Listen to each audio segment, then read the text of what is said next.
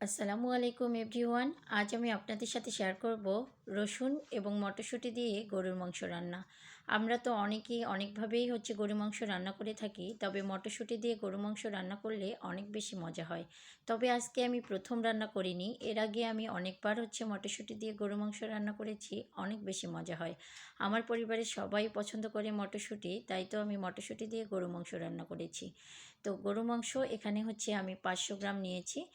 500 গ্রাম গরুর মাংস এখানে আমি খুব ভালোভাবে ধুয়ে পরিষ্কার করে এখন এর মধ্যে একে একে পেঁয়াজ দিয়ে দিচ্ছি, আদা বাটা এবং দিয়ে দিচ্ছি রসুন বাটা। রসুনটাকে এখানে আমি খোসা সহই বেটে নিয়েছি। এর সাথে আমি দিয়ে দিচ্ছি গরম মশলা বাটা, জিরে বাটা, সাথে লবণ, হলুদ এবং লাল মরিচের গুঁড়ি। আমি কিন্তু হাতে মেখেই এই রান্নাটা করব। আপনারা অনেকেই জানেন আমি গরু মাংসটা সাধারণত হাতে মেখেই রান্না করে থাকি। এভাবে হাতে মেখে রান্না করলে খেতে অনেক বেশি মজা হয়। আর মটরশুঁটি দিয়ে রান্না করলে তো কোনো কথাই নেই। আমি সবগুলোকে খুব ভালোভাবে মেখে নিয়ে এবার রেস্টে রেখে দিব প্রায় আধা ঘন্টা অথবা 1 ঘন্টার মতো। তো আজকে আমি আধা ঘন্টার মতো রেস্টে রেখে দিয়েছি। আপনারা যত বেশি রেস্টে রাখতে পারবেন তত বেশি মজা লাগবে খেতে।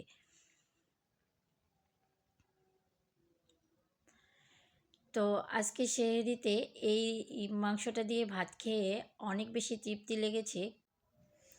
মাংসটাকে আমি চুলায় বসিয়ে দিয়ে কিছুটা পানি বের হয়েছে, সেই পানিতেই আমি খুব ভালোভাবে মাংসটাকে কষিয়ে নিচ্ছি। আর সাথে দিয়ে দিচ্ছি 4টা রসুন। 4টা রসুন দিয়ে আবারও মাংসটাকে আমি খুব ভালোভাবে কষিয়ে নিব, একদম তেলের উপর অনেকটা সময় ধরে খুব ভালোভাবে কষিয়ে নিব।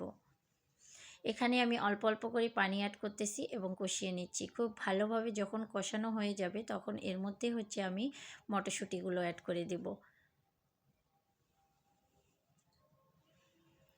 আপনার তরকারির কালার দেখে নিশ্চয়ই বুঝতে পারতেছেন কতটা সুন্দর হয়েছে। শুধু সুন্দরই না, এটা খেতে অসাধারণ হয়েছে। তো এরপর আমি এখানে মটরশুঁটিগুলো অ্যাড করে দিলাম।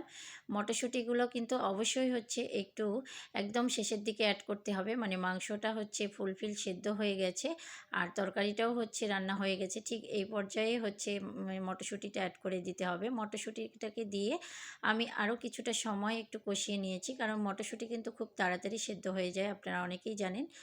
তো এরপর আমি খুব ভালোভাবে কষিয়ে আরেকটু কষিয়ে নিয়েই নামিয়ে নিব। এখানে আমি কোনো ঝোলে রাখবো না, বলা যায় একদম মাখা মাখা করে নামিয়ে নিয়েছি। খেতে অনেক বেশি মজা ছিল। আর আজকে সেহরিটা একদম তৃপ্তি সহকারে ভাত খাওয়া গেছে এই মটরশুঁটি এবং গরুর মাংসটা দিয়ে।